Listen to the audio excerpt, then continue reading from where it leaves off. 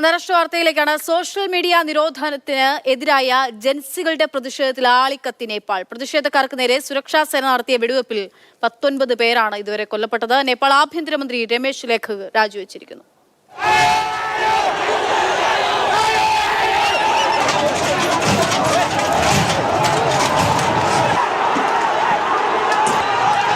നേപ്പാളിൽ സ്ഥിതിഗതികൾ സങ്കീർണമായിക്കൊണ്ടിരിക്കുകയാണ്.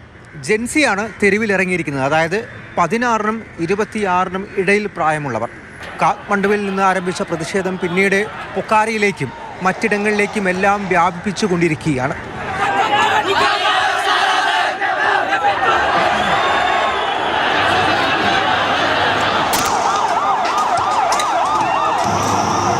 ഈ പ്രതിഷേധങ്ങൾ അടിച്ചമർത്താൻ വേണ്ടി റബ്ബർ ബുള്ളറ്റുകളും ലാത്തിചാർജും ജലപീരങ്കിയും ടിയർ ഗ്യാസും ഒക്കെയാണ് അവിടുത്തെ പോലീസും സൈന്യവും ഉപയോഗിച്ചുകൊണ്ടിരിക്കുന്നത്. പക്ഷേ റബ്ബർ ബുള്ളറ്റുകൾ മാത്രമല്ല, യഥാർത്ഥത്തിൽ വെടിവെക്കുകയാണെന്നുള്ള കാര്യം കൂടിയാണ് പ്രതിഷേധക്കാർ ഇപ്പോൾ പറയുന്നത്. അങ്ങനെ ഗുരുതരമായിട്ടുള്ള ആരോപണം സൈന്യത്തിനെതിരെയും പോലീസുകാർക്കെതിരെയും ഈ ജെൻസി നടത്തിക്കൊണ്ടിരിക്കുകയാണ്. മണിക്കൂറുകൾ പിന്നിടും തോറും മരണസംഖ്യ വർദ്ധിച്ചുകൊണ്ടേയിരിക്കുകയാണ്. 50-ലധികം ആളുകൾക്ക് പരിക്കേറ്റിട്ടുണ്ട്. പക്ഷേ ഇത് ഔദ്യോഗിക കണക്കാണ്. അനൗദ്യോഗിക കണക്കുകൾ വളരെയധികം ഞെട്ടിപ്പിക്കുന്നതാണ്. 200-ലധികം ആളുകൾക്ക് പരിക്കേറ്റു എന്നാണ് ഇപ്പോൾ പുറത്തു വരുന്ന സ്ഥിരീകരിക്കാത്ത അനൗദ്യോഗിക കണക്കുകൾ. 24 സമൂഹ മാധ്യമ പ്ലാറ്റ്ഫോമുകൾ, വാട്സാപ്പും ഇൻസ്റ്റഗ്രാമും ഫേസ്ബുക്കും ഉൾപ്പെടെയുള്ള പ്ലാറ്റ്ഫോമുകൾ നിരോധിച്ചതുകൊണ്ട്, വിലക്കിയത് കൊണ്ടാണ് ഈ പ്രതിഷേധം ആരംഭിച്ചത്. അതിന് സർക്കാർ നൽകുന്ന ന്യായീകരണം വിദ്വേഷ പ്രസംഗങ്ങളും അതുപോലെ തട്ടിപ്പും കുറ്റകൃത്യങ്ങളും നടത്താൻ, അത് വളരെ വ്യാപകമായി നടത്താൻ സമൂഹ മാധ്യമ അക്കൗണ്ടുകൾ ഉപയോഗിക്കുന്നു, രജിസ്റ്റർ ചെയ്യാത്ത ഫേക്കായിട്ടുള്ള അക്കൗണ്ടുകൾ ഉപയോഗിക്കുന്നു എന്നാണ് യഥാർത്ഥത്തിൽ നടക്കുന്നത്. പ്രതിഷേധക്കാരുടെ വാദം എന്ന് പറയുന്നതും ഈ നേപ്പാൾ സർക്കാരിൻ്റെ അഴിമതി അത് വലിയ തോതിൽ സമൂഹ മാധ്യമ അക്കൗണ്ടുകൾ വഴി, സമൂഹ മാധ്യമങ്ങൾ വഴി പ്രചരിപ്പിച്ചു.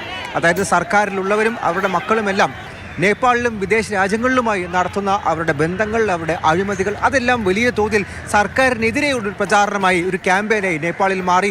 അതിന് പിന്നാലെ അതിനെ അടിച്ചമർത്താൻ വേണ്ടിയിട്ടായിരുന്നു അവിടെ 24-ലധികം സമൂഹ മാധ്യമ പ്ലാറ്റ്ഫോമുകൾ ബാൻ ചെയ്തത്, വിലക്കിയത്. ഇപ്പോൾ ഈ ജെൻസി ഉയർത്തുന്ന പ്രതിഷേധ മുദ്രാവാക്യം എന്ന് പറയുന്നത്, നിങ്ങൾ അഴിമതി അവസാനിപ്പിക്കൂ, അഴിമതിയെ നിർത്തലാക്കൂ, അതല്ലാതെ സമൂഹ മാധ്യമ അക്കൗണ്ടുകളല്ല നിർത്തലാക്കേണ്ടത് എന്നുള്ള കാര്യമാണ്. All the Nepalese citizens are fed up of corruption. Every youth are going outside the country, so we want to protect our youth and make the country's economy better. For that we need a new youth, new power and new politicians who are well educated to move the country forward. ഇപ്പോൾ 6 മണിക്ക് നേപ്പാളിൽ സർക്കാർ ഒരു cabinet യോഗം കൂടി ചേർന്നു. മുന്നോട്ട് എങ്ങനെയാണ് ഈ പ്രതിഷേധക്കാരെ നേരിടേണ്ടത് എന്നുള്ള കാര്യത്തിൽ.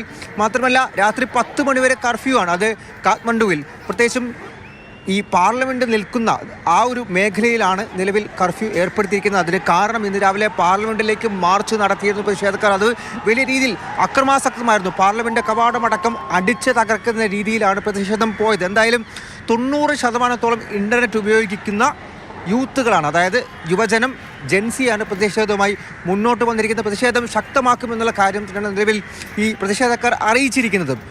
നാളെ അല്ലെങ്കിൽ അടുത്ത ദിവസങ്ങളിൽ അത് കൂടുതൽ നഗരങ്ങളിലേക്ക് വ്യാപിപ്പിക്കും.